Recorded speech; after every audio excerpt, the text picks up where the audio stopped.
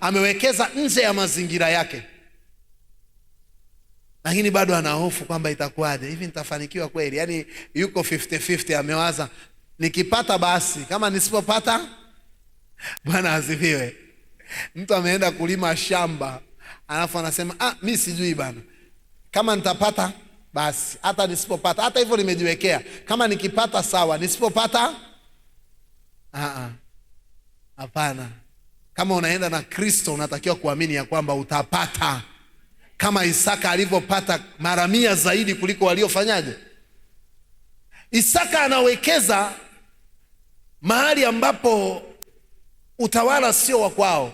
Ukuaji wake wa mtaji, Biblia inasema mifugo yake ikaongezeka, mtaji wake ukafanyaje? Imagine umewekeza afu umepata mara 100, mtaji wako unabaki vile vile? Haiwezekani. Mtaji utakuwa umefanyaje? Umekuwa. Okay, alipoongezeka katika uzalishaji ndipo ambapo alipata nguvu za kiuchumi, akawa giant kiuchumi pale, mpaka Abimeleki akamuogopa. Bwana asifiwe. Na mimi natamani wale wafanyabiashara walioko kwenye ibada hii na wale wanaotufuatilia kwa njia ya mtandao, mimi natamani Mungu akubariki, akuwezeshe ukue kiuchumi mpaka uogopeke. Sio wewe ukae unawaogopa wengine.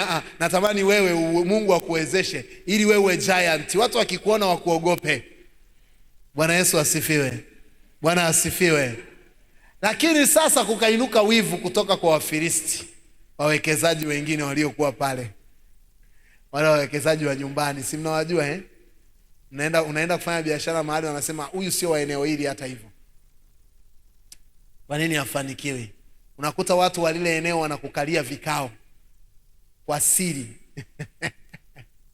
Wafanya biashara, nadhani mnanielewa vizuri unaenda kufungua biashara mahali, watu wanaona ile biashara ghafla imeanza kugrow, imeanza kukua, watu wa pale wanakukalia vikao, wanasema mbona huyu amekuja ametukuta? Kinachokuwa kimetokea pale ni wivu wa kiuchumi. Tunaona ukuaji wa haraka wa mwekezaji mgeni ndani ya soko la wenyeji. Inawezekana. Usiogope kwenda kuwekeza mahali ambapo wewe ni mgeni. Mungu anaweza kukufanya ukawa mkubwa kuliko wenyeji. Bwana asifiwe. Bwana Yesu asifiwe. Jamani, mnanielewa? Inawezekana huko hapo wewe sio mfanyabiashara.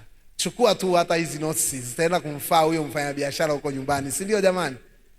Lakini katika maisha ya sasa ambayo ajira imekuwa ngumu sana, watu wengi sana wanashauriwa kujitegemea, si ndio Angalau kila mtu awe mjasiriamali, angalau kuweze kuwekeza kidogo, kufanya hata biashara kidogo.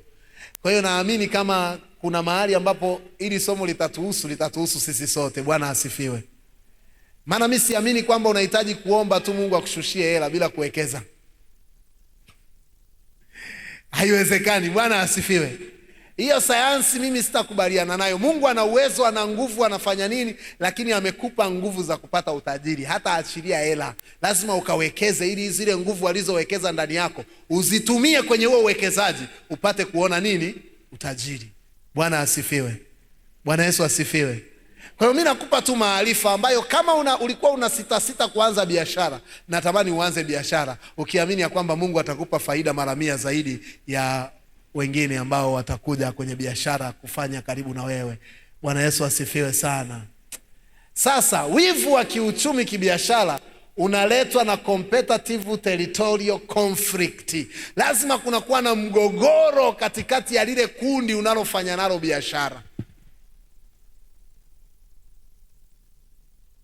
Halo.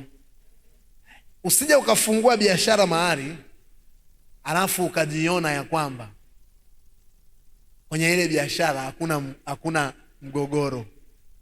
Yaani ukaona kwamba kuna free zone hapa. Kwenye hii biashara mambo yanaenda tu. Hapana. Lazima kutoka kuna conflict of interest pale. Sikiliza. Unaweza kuta frame za maduka. Huyu anauza nguo, huyu ni M-Pesa. Wewe ukafungua hapo kibanda cha juice. Sisi kama umenielewa, nataka nikuonyeshe picha ndogo kidogo. Huyu ni duka la nguo, huyu ni M-Pesa, huyu ni kibanda cha juice. Vina uhusiano? Lakini wateja wakianza kuja kwa wingi sana kwenye juisi, kunainuka conflict kati ya huyu mwenye nguo na huyu mwenye mpesa. Lazima wao wanataka nini? Wateja. Wasipotafuta mbinu za kuvuta wateja kuja kwako, kitakachotokea na wao watakuwa wanafungua juisi. Nasema uongo? Wataanzisha juisi tu walau ili mradi mtu akija pale kununua mpesa akute na juisi zipo, ili waanze kukuibia nini? Ndio tunakiita competitive territorial conflict. Kwenye hiyo zoni yako lazima kutoka kuna conflict tu, wakati ambapo maslahi yanaonekana yanaenda kwa mtu mmoja. Bwana asifiwe. Jamani, mnanielewa eh? Najua najaribu kushusha hii lugha ya biashara iwe ndogo kidogo tuelewane.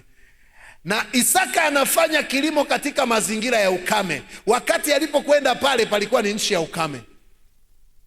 Na bahati nzuri baba yake Ibrahimu aliwahi kupita kwenye hiyo nchi, akachimba visima. Alipochimba visima alikuwa anataka maji kwa ajili ya mambo haya mawili. Moja, kwa ajili ya kunywesha mifugo. Ili mifugo ipate kunawiri, kustawi vizuri, lazima ipate malisho na maji.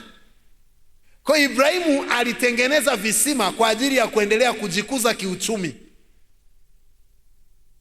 Isaka alipoenda kwenye ile nchi akakuta vile visima vimefukiwa, akavifukua. Alikuwa anataka kuwekeza kwenye kilimo, akagundua kwamba ili hichi kilimo kifanikiwe kinahitaji maji. Akafukua visima. Alipofukua visima ndio akalima. Sasa wewe unaenda kulima, hapana maji, unategemea nini? Hayo mazao yanatokea? Wawekezaji wengi tuko tumewekeza, lakini hatujaangalia kwenye huu uwekezaji ni nini kitasapoti huo uwekezaji upate kuexist. Tatizo si kufungua duka. Labda ngoja niendelee mbele tena kidogo. Sasa kupata mavuno mara 100 ni dalili ya ubora wa mbinu aliyokuwa nayo. Yaani mbinu aliyoitumia Isaka ilikuwa ni bora kuliko mbinu ya wale washindani wengine. Unafungua biashara yako, utatumia mbinu gani ili uweze kukapcha soko? Sasa vita ya nafasi kwenye biashara jamani, sio lazima ulogwe. Halo. Narudia, vita ya nafasi kwenye biashara si lazima wakuendee kwa mganga. Wakishajua mbinu unayoitumia, wanatafuta mbinu zaidi kuliko ile unayofanyaje, basi amekuua kibiashara. Nilikuwa naongea na mtu mmoja, namwambia hivi, anafanya biashara ya nafaka. Unajua mchungaji sasa unatoa ushauri wote. Yaani watu wanafuata mchungaji, wanaamini hata ushauri wa kibiashara unao. Na Mungu ametujalia hekima, sijui anatupa zinatokaga wapi. Anauza biashara ya nafaka. Wamefungua maduka mengi sana ya nafaka. Anasema yani biashara inaenda taratibu sana. Nikamuuliza swali, ukisafirisha mchele kutoka Mlimba kwa mfano au Mbeya, ukiufikisha Dar es Salaam, inakukosti shilingi ngapi kwa kilo? Natoa kwa mfano. Nasema jamani mfano mfano, kwa sababu naweza kuwa huko hapa unafanya biashara kwa mchungaji hajui bei. Nimesema mfano kwamba nikisafirisha mpaka nikafikisha hapa ni shilingi 1600. Na wauzaji wote sokoni wanauza 2300. Maana yake wanapata faida ya shilingi ngapi? 700 kwenye kila kilo. Alafu wewe ukatumia mbinu rahisi tu, ukasema mimi nitauza shilingi 2000, nitapata faida ya shilingi 400 kwenye kila. Tafsiri yake ni nini? Hata wale wanaouza 2300 ukiisha watakuja kununua kwako, kwa sababu wanaona watapata nini? Kimsingi mzunguko wako utakuwa mkubwa kuliko mzunguko. Baada ya muda mfupi utaona faida kubwa kuliko wao. Hivi nimeongea mbinu ya kibiashara Sasa tatizo, umeanzisha hiyo biashara, hauna mbinu. Unataka ufanane kama wao, kwamba kwa sababu wanauza 2300 na wewe ukileta uuze 2000 ngapi? Bwana asifiwe. Bwana asifiwe. Jamani, mmenielewa eh? Nazungumza vita ya nafasi kwenye biashara. Unataka kufanya biashara vizuri, ili upate nafasi kwenye hiyo biashara lazima uje na mbinu. Isaka alikuwa na mbinu bora zaidi kuliko za wale wawekezaji wengine. Ngoja nisogee mbele kidogo. Ufanisi wa rasilimali. Wewe umesikia kabisa wanasema mchele kabisa hapa unaonukia vizuri ni wa wapi? Alafu umeenda kununua mchele wa Ruvu. Halo. Bwana asifiwe. Ufanisi wa rasilimali kwenye hizo biashara yako ndio utakao kuambia kwamba kwenye hii biashara unaweza kushindana na soko au hauwezi kufanyaje. Halo. Wakati wenzako wanahangaika kutafuta mchele unaonukia Mbeya, wewe umeenda kuchukua wa pale Ruvu na kuweka hapo na kutuambia sisi kwamba unatoka wapi? Kumbe kuna watu wa Mbeya hapa bana, akichukua mchele akiunusa tu hivi anajua huu ni wa Mbeya na huu ni wa Ruvu. Unaona, wanakuja pale kwenye mchele wako, wanauchukua, wanaunusa kidogo, wanautupa hapo, wanaenda wanachukua, shingapi huu? 2000. Ni wa wapi? Unadanganya Mbeya, kumbe anajua ni Ruvu, anakuacha, anaenda duka la ngapi? Bwana asifiwe.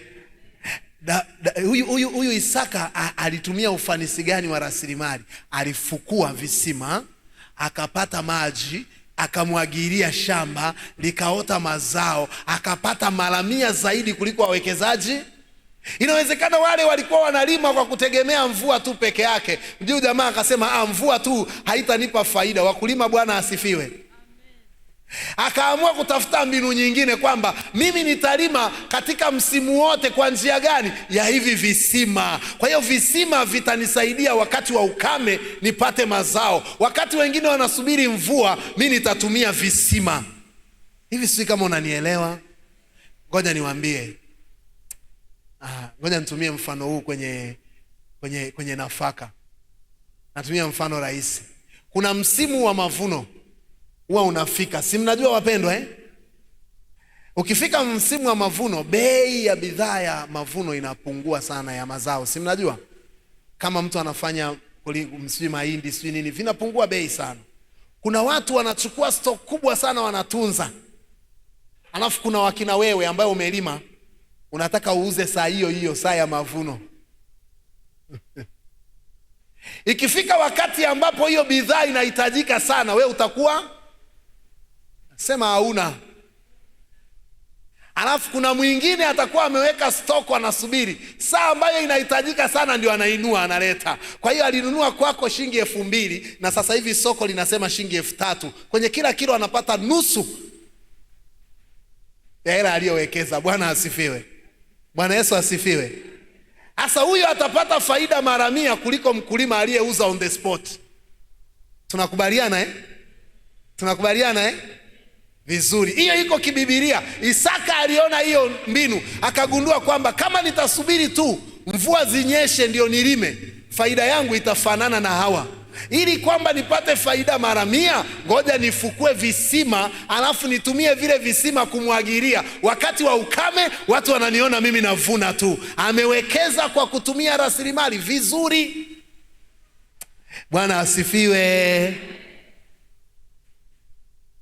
Ngoja niwape picha wale ndugu zangu wanaofuga kuku. Nataka niwaibie siri. Nataka muwe matajiri. Haleluya. Mtu ana mabanda. Ana banda ambalo anaweza kulitenganisha mara ngapi? Lakini anatumia hilo banda kwa mfugo huu, wakati angeweza kufuga twice. Si siku 28. Kwa hiyo kama siku 28, baada ya siku 14 nitakuwa nimeweka vifaranga vingine. Hivi si kama unanielewa eh? Kwa kila baada ya siku 14 nitakuwa nauza. Kifezi out hawa watakuwa wamekaribia. Nikifezi out hawa watakuwa wamekaribia, na hapa nimeanzisha.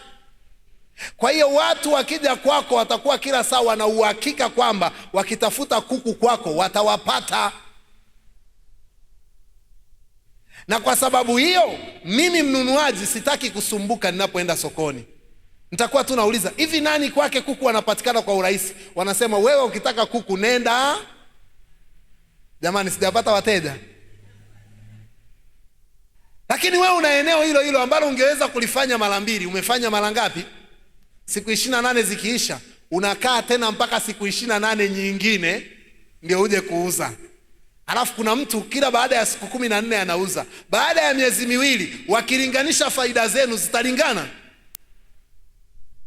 Yule atakuwa kama Isaka, atapata mara 100. Bwana asifiwe. Bwana asifiwe. Hii nimeitoa kibibilia. Lakini ili hayo mambo yote yapate kutokea, lazima ufanye kwa haki ili upate baraka kutoka kwa nani? Sije ufanye mambo yako ya siku 21 vitakufa vyote. Alafu baadaye utakuja kusema, yani niliweka kuku wengi sana wamekufa wote. Pamoja na kwamba unahitaji kufanya kwa ufanisi, lakini bado unahitaji baraka kutoka kwa nani? Mungu anakubariki vipi? Anakubariki unapokuwa mwaminifu na kufanya kwa haki. Bwana asifiwe. Bwana Yesu asifiwe. Sasa hii elimu ninayokupa kai practice ukifanya pamoja na mambo mawili, unakuwa mwaminifu na unatenda kwa nini? Haki. Kibiashara kuna competitive advantage. Sasa hapa sitakaa sana. Wivu uliotokea kwa wale Wafilisti haikuwa hisia, bali ilikuwa hofu ya kupoteza soko. Imagine huyu jamaa anavuna wakati wa masika na wakati wa kiangazi. Hivi huyu unaweza ukashindana naye sokoni? Kimsingi wewe umeshakosa soko. Kwa hiyo wale jamaa wanainua wivu wa kiuchumi katikati ya wale waliokuzunguka. Moja, huwa umesababishwa na hofu ya kupoteza soko. Na cha pili, hofu ya kupoteza udhibiti wa rasilimali. Cha tatu, hofu ya kupitwa kiushindani. Sasa jamaa anazalisha, anapata faida mara 100. Mwaka huu mara 100, mwaka unaofuata mara 100, mwaka huu unaweza kiushindani wewe unamkamata kweli? Hawezi. Kwa sababu baadaye akija kutaja capital alionayo, watu wote mnarudi nyuma.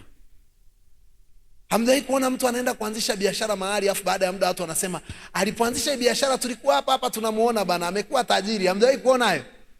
Hamjawahi kuyasikia? Unajua kwa nini? Alifahamu kanuni, akafuata kanuni na Mungu akambariki. Mkumbuke Biblia inasema, mimi nitabariki kazi za mikono. Kwa hiyo kama mtu akifuata kanuni, baraka ataziona tu. Halafu nataka nikutahadharishe, baraka za Mungu hazina ubaguzi, zinataka kanuni. Halo. Hapo sasa nataka nijaribu kuleta jambo gumu kidogo. Baraka za Mungu ili zikujirie kwenye biashara zinahitaji ufuate kanuni. Unaweza ukafanya biashara na mtu ambaye sio Mkristo. Mark my word, sio Mkristo na wewe ni Mkristo. Yeye anafuata kanuni, wewe haufuati nini? Yeye anafanikiwa, wewe haufanikiwi. Kwa nini? Mungu ameziweka zile kanuni ili ukizifuata tu ufikie kufanyaje? Kufanikiwa. Ngoja nitoe mfano huu. Kama hii ndio njia ya kunipeleka kwenye lango. Bwana asifiwe. Lango kuu la usharika ni lile pale, si ndio? Kama hii ndio njia ya kunipeleka kwenye lango, akaja mtu mmoja hapa kanisani, yeye sio msharika na mimi ni msharika. Hivi mnanielewa? Alafu yeye akapita njia hii, atawahi kufika kwenye lango kuliko mimi ambaye nitapita njia ile kule. Uongo kweli? Lakini zote ni njia. Tatizo litakuwa tu utakuwa kule, wakati unatokeza pale unamuona mwenzako ameshafika kwenye lango, unaanza kusema imekuwaje? Amefuata kanuni, ili nifike kwenye lango nipite njia hii. We ukaanza kufikiri ukasema, njia ziko nyingi bana, ngoja mimi nipite huku na huyu apite huku. Ingekuwa kwenye ile wakati ule ningekwambia neno hili, baki njia kuu, baki kwenye kanuni na taratibu za kimungu, ukiishi kwa uaminifu na uadilifu, alafu utaona Mungu atakavyoachilia baraka kwenye biashara yako. Bwana asifiwe. Katika taaluma ya uchumi, jambo hili naweza kulifananisha na haya mambo matatu: protectionism, Protectionism watu wanafahamu sana hawa jamaa wa kiuchumi, kwamba kwa mfano kama nchi inakuwa na sera ambayo inawalinda wafanyabiashara wa ndani. Bwana asifiwe. Nikawa namuuliza mtu mmoja anafanya biashara, namwambia, hii biashara yako unayoifanya, kwenye hii biashara yako umejitengenezea sera? Kwa sababu wengi mko hapa mnafanya biashara, lakini mmewapa watu wanaoperate kwenye zile biashara zenu. Uongo kweli? Lakini wale watu mmewapa, ila hamjawahi kuwafundisha sera ya biashara yako inasemaje. Kuna mwingine sera ya biashara yake kwamba mteja ajaliwe sana. Sijui kama umeelewa Ili ukimjali sana mteja ndio nitapata huyo mteja kumhudumia. Sasa yule uliyempa kusimamia hiyo biashara yako anaijua hiyo sera ili aweze kukulindia hiyo biashara, au wewe umemwachia tu kazi yako ni kuja pale kusema mbona siku hizi tumeshuka sana, mbona siku hizi tumeshuka sana. Kuna mtu mmoja akaniambia, mchungaji, mimi nikikaa kwenye biashara naona wateja sana, lakini mimi nikiondoka, nikiwaacha hao watu wateja hawaji, sijui ni kwa nini. It's a simple logic tu. Kuna sera gani kwenye hiyo biashara? Je, hiyo sera umewashirikisha wale unaofanya nao hiyo biashara wajue? Maana wewe ukiwepo, wewe sema mimi nikiwepo wateja wanakuja. Kwani watu wanakufuata wewe au wanafuata bidhaa? Hamjanielewa. Watu wakija kwenye biashara yako wanakufuata wewe au bidhaa? Sasa mbona wewe ukiondoka bidhaa zipo hawaji? Ni kwa sababu wale uliowaacha hawajui sera ya kusababisha ile bidhaa yako ipate kutoka kwa urahisi. Bwana asifiwe. Bwana Yesu asifiwe. Kwa hiyo hata kama ni biashara ya karanga, iwekee sera.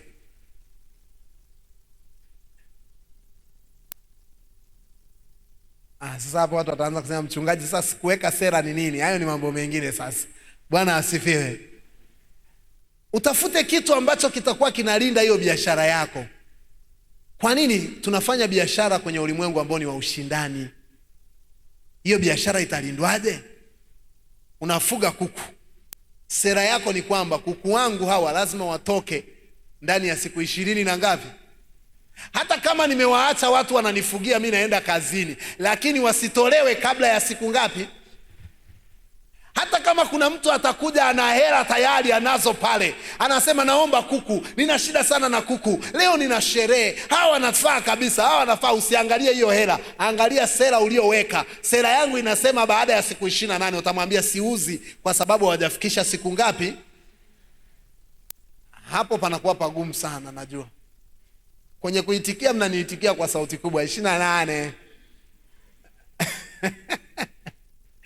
lakini hela imekuja, watu hawakumbuki sera, wanaua sera, wanachukua hela, wanaendelea na maisha Bwana asifiwe. Lakini kitakachokupata, huyu mtu akitoka hapa anaenda kusema nini kuhusu hiyo biashara yako? Anasema yule mama msinunue kuku kwake. Kwa nini? Anauzaga kuku hata hawajakomaa. Lakini ulimuuzia kwa kuzani ya kwamba unamsaidia, kumbe wewe unaharibu biashara yako. Ndio maana ni muhimu kubaki kwenye sera. Kama ni siku 28, wewe mwambie mimi sitauza nje ya siku 28. Alafu uone akitoka hapo, akienda kusema kule, atasema vizuri sana, ataikuza biashara yako. Atasema yule ndugu anauza kuku waliokomaa ndani ya siku ngapi? 28. Hauzi chini ya hapo. Wewe mfuate, hata kama una mahela hauzi. Kwa hiyo watu wakiwa wanataka vitu vizuri watakuja wapi? Bwana asifiwe. Lakini jambo la pili ni market exclusion tactics. Lazima kuwe kuna mikakati ya kukamata soko. Huwezi kubaki kwenye nafasi wakati hauna mikakati. Una mikakati ipi kwenye hiyo biashara yako? Eti unasema mimi nauza karanga, sawa, nimeamua kusema zile nauza uji. Una mikakati ipi?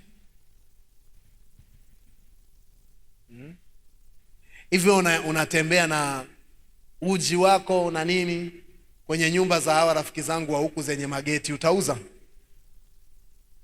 Sio kwamba wao hawanywi uji, wanakunywa lakini wao ukitembea kule utauza?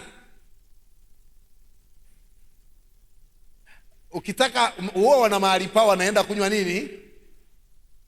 Kwa hiyo maana yake lazima una mikakati kwamba nitawafikiaje. Waga wanakutana wapi? Wanakutana mahali fulani. Aha, hapo ndipo unapoenda, si ndio? Kwenye soko, alafu unatengeneza kitu kinachofanana na wao, kwa sababu ukiwa na ndoo ina maji kama kule uswahilini kwetu, unaosha pale pale kikombe, unamwekea mteja. Huyu wa kwenye mageti hata kunywa huo uji, maana atakuwa na uangalia sema, kwa maji haya yaliyoshia kikombe ninywe na uji. Sisi wale wenzetu wa kule uswahilini, sisi hatuna shida na hiyo. We osha tu pale pale, tumiminie, tutakunywa. Sisi tunajali tu kwamba ni uji. Bwana asifiwe. Lazima kuwe kuna mikakati ya kushinda soko. Yaani niseme mfano mmoja wa zamani kabisa. Sasa usije kuniuliza kama siku hizi naendelea, sitakuwa na majibu. Zamani nimewahi kufanya biashara ya kuuza dagaa kutoka Mwanza. Usiniulize kama naendelea, sitakuwa na majibu, na nikimaliza huu ushuhuda wa kile ninachokitaka pale ndio mwisho. Jamani, usinifate. Bwana asifiwe. Na ile biashara mama ndio alinisaidia kwamba nianze. Akawa na nikaangia dagaa, mama yangu anakaa Mwanza huko Msoma, akanitumia. Lakini sasa nikienda sokoni, kuna watu hawa kwenye supermarket wamepaki vizuri, wameweka kwenye zile packing materials alafu wamejitahidi sana kupunguza mafuta. Yaani unajua wale dagaa wakishakaangwa inabidi wawekwe mahali mafuta kwanza yatoke. Yakishapungua yale mafuta, akiweka kwenye kile chombo hakitaonyesha mafuta mengi. Mafuta yaliyokaangiwa ni yale yale, ila huyu mtu amegundua tekniki moja, anawahifadhi kwanza mahali ambapo watapunguza nini. Wakati mwingine ameweka na vitu ambavyo vitasaidia kupunguza mafuta. Kwa mfano, amewazingira kwenye makaratasi au magazeti, ili magazeti yafyonze yale mafuta, alafu wale dagaa wabaki bila nini, alafu akaenda kuwapaki. Mimi nataka kuanza biashara ya dagaa. Hizo mbinu sizijui. Nikawa nachukua zile karatasi zile za kufungia karanga, ndio nafungia nini. Baada ya siku mbili mafuta yamejaa kwenye wale dagaa, kila mtu hataki kuwanunua. Kila ukimwonyesha mtu anasema, hawa dagaa wana mafuta. Kila mtu hataki mafuta. Mwanzoni unapowaleta pale mwanzoni mafuta bado hayajashika makaratasi, unauza. Ukikaa nao siku 2-3 mafuta yako kwenye karatasi, hauzi. Nikaamua kwenda kujifunza, kwani hawa ambao za kwao mafuta yaonekani huwa wanafanyaje? Kwani wana dagaa na huwa wanachomwa? Mbona wamekaangwa?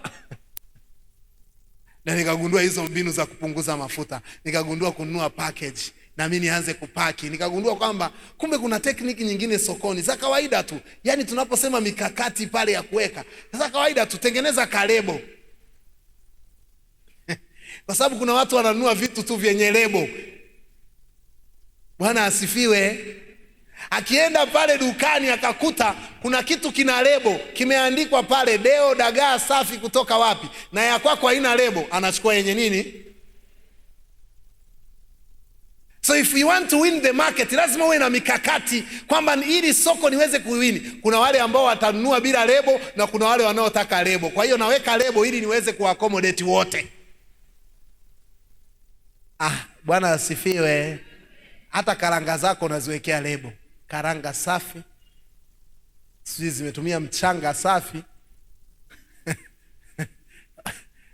Kwa sababu mtu akienda pale kwenye lebo anasoma tu ile lebo, kwani anakuwepo saa ya uzalishaji. Alafu wewe umefunga za kwako hazijulikani kama mchanga safi. Nasema bora ninunue hizi ambazo zimehakikiwa kwamba mchanga nini. Bwana asifiwe. Soko unahitaji kuwa na mikakati. Kuna anti-competitive behavior, vitendo vya kudhoofisha soko. Kuna matendo mengine ya kiushindani inabidi uachane nayo. Bwana asifiwe. Bwana Yesu asifiwe. Unajua hii siku ya leo nimekaa kibiashara zaidi eti lakini sasa ndio Biblia inavyotaka. Wale jamaa wanapata wivu, kwa sababu wivu ulipowaingia, angalia nini kikatokea. Wakaenda wakafukia vile visima vyote vya Yakobo. Hivi yale matendo ni mazuri? Wangejifunza kwa mshindani wao, na wao wakachimba visima wakavitumia kuzalisha. Unajua ninachotaka kukwambia? Wewe usiende kufukia visima vya wengine ili wasipate mazao, hapana. Na wewe chimba vya kwako ili uzalishe kwa wingi. Achana na yale mambo ya sokoni huku wanasema yule tumuue kibiashara. Yaani unajua nilikwambia watu wanaweza kaa chini kukujadili wakuueje kibiashara, si ndio Tumuue kibiashara, tumuueje? Wanatengeneza tabia zitakazo kuua kibiashara. Wanatafuta paka aliyekufa, wanamweka mbele ya biashara saa ambayo wateja wanataka kuja. Kwa hiyo wateja wakija wakakuta paka amekufa, wataanza kufikiriaje? Huyu jamani mshirikina, ndio maana huwa tunanunua. Bwana asifiwe. Wametumia matendo mabaya ya kisoko. Kwa hiyo watu watakukimbia wewe kwa sababu wanakuona wewe ni mshirikina. Bwana asifiwe. Mbona kama nahisi kama muda wangu unanitosha. Wivu wa kiuchumi unaweza kupelekea kuhujumu uchumi, economic sabotage. Wale jamaa wanaharibu miundombinu, wanabomoa visima, wanavifukia kwa mchanga. Wanatafuta maudongo, wanaenda kufukia mavisima yote aliyokuwa amechimba Isaka. Kwa nini? Ili asipate maji wakati wa kiangazi na yeye awe kwenye kiangazi kama watu. Bwana Yesu asifiwe. Bwana asifiwe. Na kufundisha kwamba unaenda kwenye biashara lakini kuna ushindani. Ni vizuri kulinda miundombinu yako. Halo. Ni vizuri kulinda miundombinu. Unajua wafugaji huwa nawapenda sana. Kwa mfano watu wanaofuga kuku, ni nadra sana kuruhusu kuku wao waende kuvuka waende nyumba nyingine, si ndio Wanasema ameenda wapi? Atatuletea nini? Mbona hamsemi? Huwa wanasema watawaletea nini? Kwani huko kwa majirani kuna magonjwa? Wanachokifanya wamelinda miundombinu yao kwamba afadhali niwe najua mazingira ya huyu kuku, hata kama akiumwa nijue nitamtibu kwa nini. Na we Mungu amekuinua, amekupa biashara, linda miundombinu yako. Hata kama Mungu analinda mazingira ya biashara yako, lazima wewe uyalinde. Bwana asifiwe. Bwana Yesu asifiwe. Kabla hujafungua ile biashara, angalia kwanza yale mazingira yapoje pale, si ndio? Agundua unacheki huko kabla hujafungua ofisi. Hii inasemea watu wote, hata kama una ofisi. Umezoea tu ukitoka huko unafika pale, fungua ofisi, unaingia tu unakaa. Kabla hujaingia kukaa, anza kwanza kukagua mazingira ya ofisi. Vinginevyo utakuwa umefanyiwa mambo ya hayana, na mwisho wa siku hiyo ofisi yako itakuwa ikaliki. Mtu anaweza akaja amekata kuku, anatoa damu, si ndio? Afu akammimina pale kwenye ofisi yako vizuri. Wewe umeingia bila kuona, alafu ukakaa tu huko ofisini. Alafu mimi ninayekuja kuhudumiwa, nikija nikaona damu inafuata hadi kwenye kiti chako, na kufikiriaje? Meguna, nimesikia tu. Yaani unafikiriwaje? Linda rasilimali Mungu alizokupa. Usiende tu kiolela.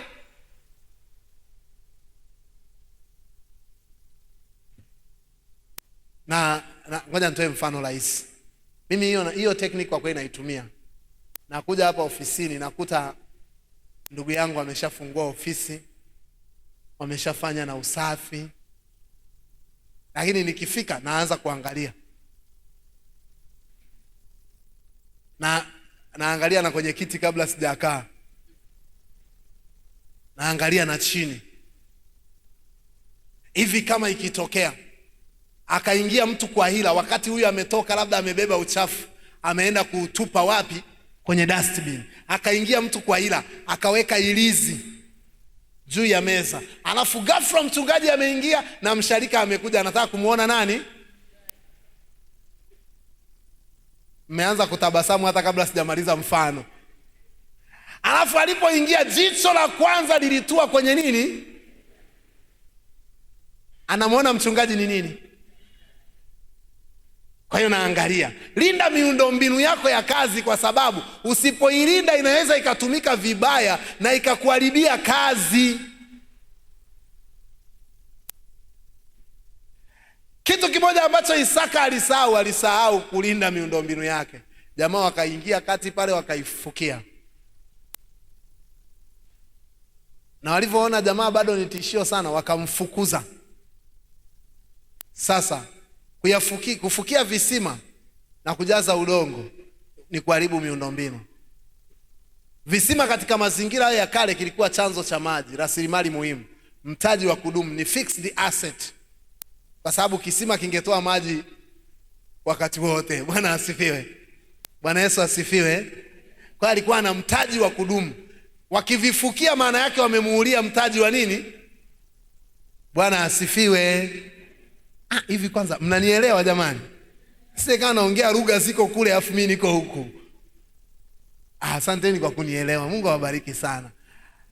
Asa kuvifukia visima ni sabotage ya miundombinu, ni kuzuia upatikanaji wa rasilimali, ni njia ya kuzuia ukuaji wa mshindani.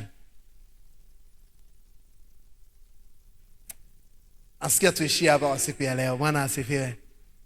Bwana Yesu asifiwe. Wafanya biashara mnanielewa Nitaendelea kubomoa taratibu, alafu tukifika Jumatano tutaziombea biashara zetu kwa upana. Kwa nini nafundisha haya? Ili uanze kujipima hiyo biashara yako unayofanya. Nini ambacho kimekupa hasara? Nini ambacho kimekufikisha hapo ulipo? Kwa nini haikui? Kwa sababu mengine ni haya ambayo tunayasema hapa, ambayo mengine hayahitaji kuomba, yanahitaji uangalifu. Bwana asifiwe. Mengine yanahitaji ubunifu, hayahitaji maombi. Kuweka lebo kwenye bidhaa yako inahitaji maombi? Jamani, logo haihitaji maombi. Nenda katengeneze logo. Bwana asifiwe. Kutengeneza mikakati kwa ajili ya utauzaje inahitaji maombi? Haihitaji maombi. Unahitaji kujua soko liko wapi ili utengeneze mikakati ya kulifikia hilo soko. Bwana asifiwe. Bwana Yesu asifiwe. Kwa hiyo haya tunajifunza kwa msingi wa neno la Mungu. Kwa nini mwenzetu alifanikiwa akapata faida mara 100? Kwa sababu aliangalia anashindana na nani na kwenye mazingira yapi, akaweka mbinu sahihi za kumsaidia kuweza kushinda ushindani. Bwana asifiwe. Tusimame. Praise tusaidie kuimba hapa hasa chorus moja, afu tupate kumshukuru Mungu.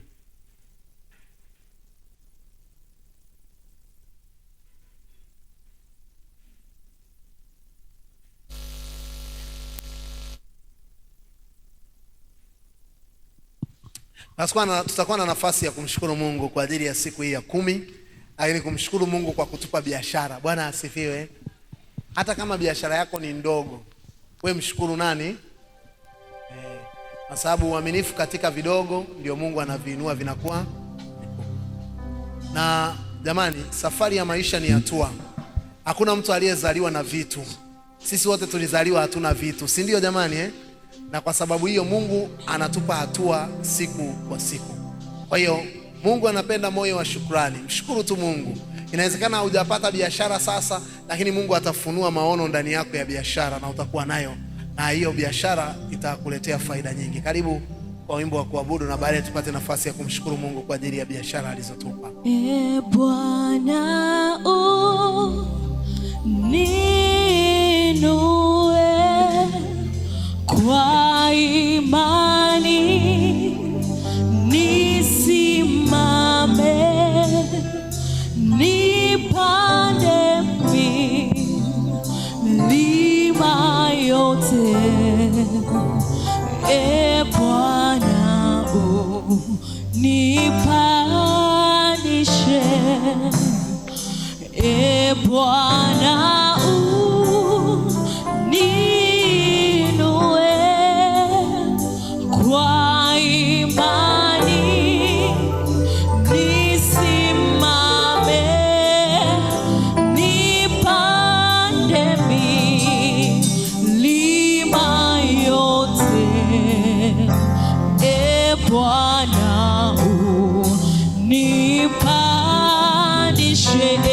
Bwana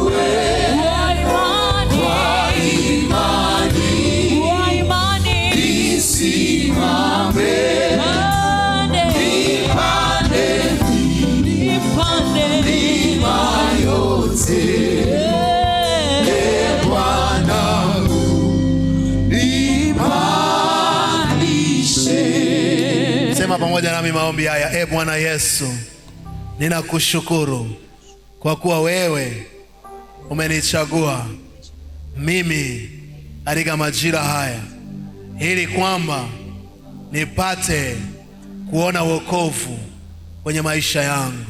Jioni ya leo ninayainua maisha yangu kwako, nikiomba rehema, nikiomba toba mahali ambapo niliacha kutenda kwa uaminifu na kwa haki, kwenye biashara, kwenye kazi. Yesu, naomba rehema, ninaomba rehema, unirehemu Bwana, mahali ambapo nilifanya kinyume na uaminifu kwako. Baba, nipate rehema. Yesu, nipate rehema katika jina la Yesu na kwa damu ya Yesu. Jioni ya leo ninakushukuru kwa kuwa ni wewe umenipa biashara hii ulionipa Bwana.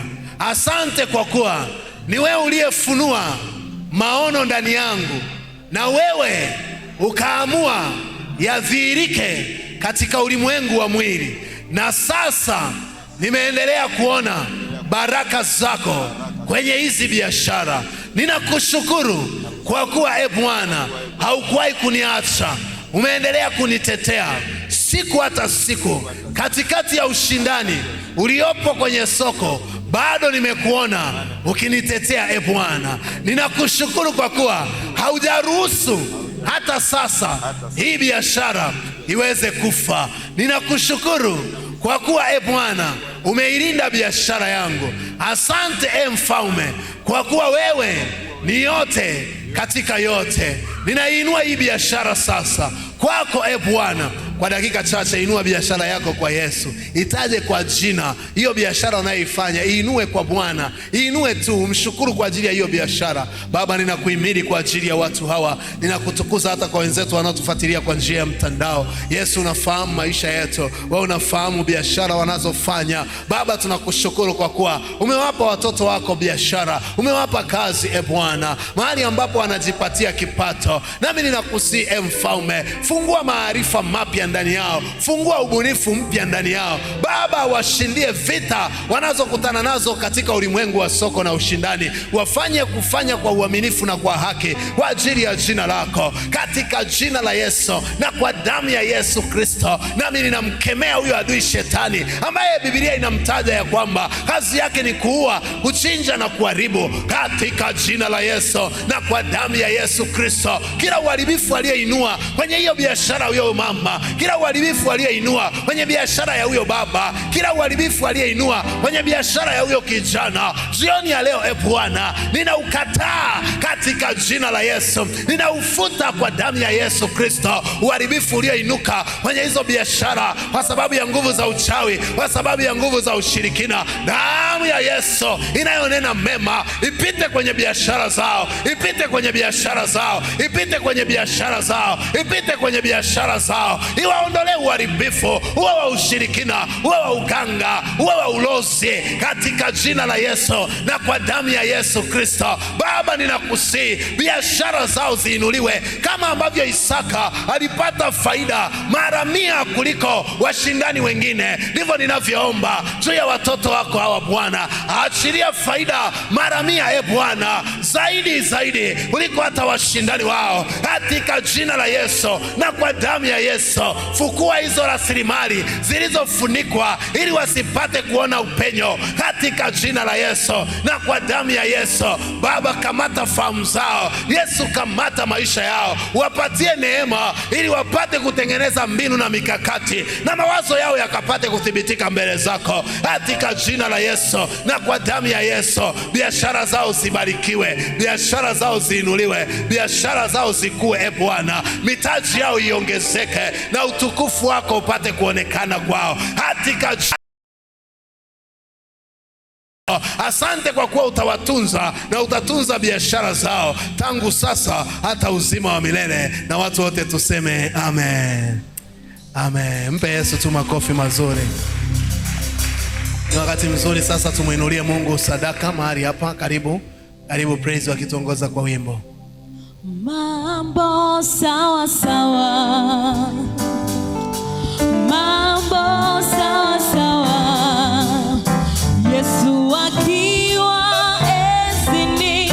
Mambo sawa sawa, mambo sawa sawa, mambo sawa sawa, mambo sawa sawa,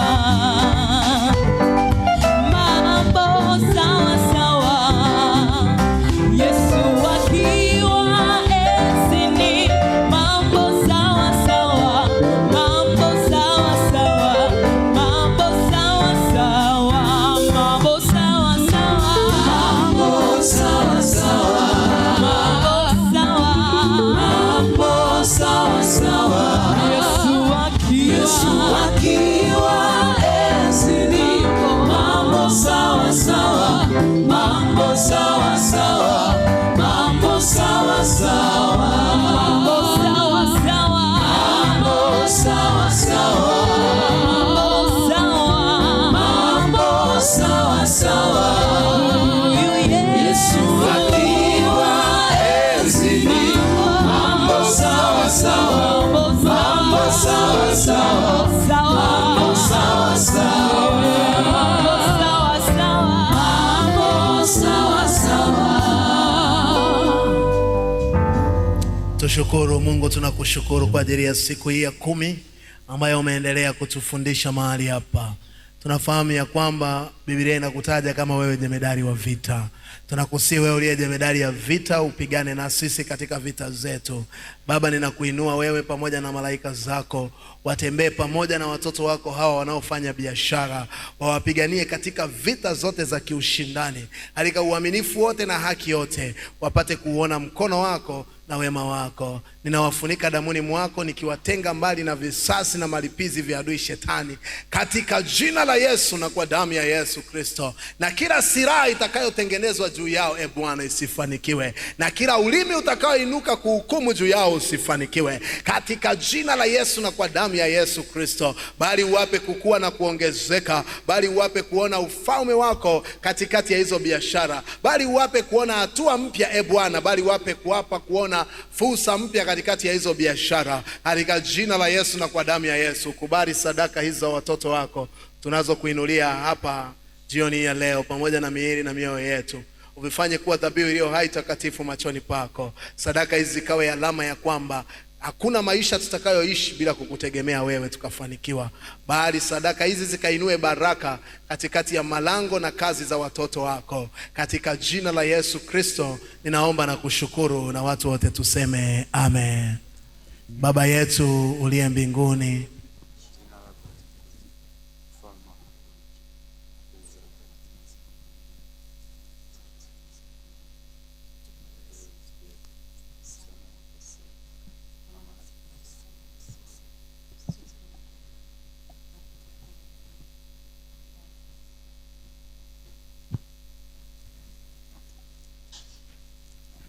pokeeni baraka za Bwana ninyi nyote mnaomwamini na kumtegemea.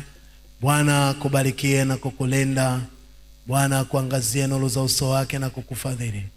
Bwana kuinulia uso wake na kukupa amani, katika jina la Baba na la Mwana na la Roho Mtakatifu, amen. Unaweza kumuinulia Yesu makofi tu ya sifa. Amen, amen. Hongereni sana ninyi ambao mmepata neema ya kuwa na mwendelezo katika siku hii ya 10. Kesho ni siku ambayo tutakuwa tumepumzika na familia zetu tukingojea siku ya 11. Bwana asifiwe. Bwana asifiwe. Ninawakumbusha tutaendelea kusema kidogo kuhusu biashara, na Jumatano itakuwa siku ya kuomba kwa ajili ya wale wanaofanya biashara. Bwana asifiwe. Na ikiwezekana andaa sadaka yako nzuri kwa ajili ya hiyo biashara yako Mungu aliyokupa. Bwana asifiwe. Kuna kitu Mungu anatamani kufanya katika majira haya ya Kwaresma kwa ajili ya hiyo biashara yako. Kwa tutamuinulia Mungu shukrani zetu hapa kwa ajili ya baraka hizo siku ya Jumatano. Lakini tunakukaribisha kwenye ibada kesho saa 1 na saa 4. Mungu akupe nafasi. Kutakuwa na mwendelezo pia wa vita ya nafasi. Mungu atainua tu namna ya jinsi ambavyo tutaendelea hata kwenye ibada. Kwa hiyo usikose. Unapokosa siku moja unakosa mwendelezo. Bwana asifiwe. Kwa hiyo karibu ili uweze kujiunga na kuwa na mwendelezo mzuri.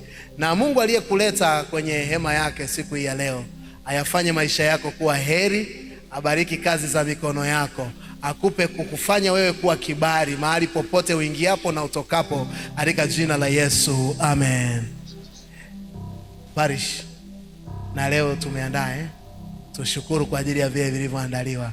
Baba, tunakushukuru kwa kuwa wewe unatupa riziki. Tunaomba uibariki, uitakase, tutakapoitumia ikatupe afya, tukutumikie wewe vema, amen. Tuenende kwa amani ya Bwana, na Mungu atubariki sisi sote, amen. Oh, mambo sawa sawa, mambo sawa sawa, mambo sawa sawa, mambo sawa sawa. Yesu akiwa enzini, mambo sawa sawa, mambo sawa sawa, mambo sawa sawa, mambo sawa sawa, mambo sawa sawa. Yesu akiwa enzini, mambo sawa sawa, mambo sawa sawa, mambo sawa sawa, mambo sawa sawa.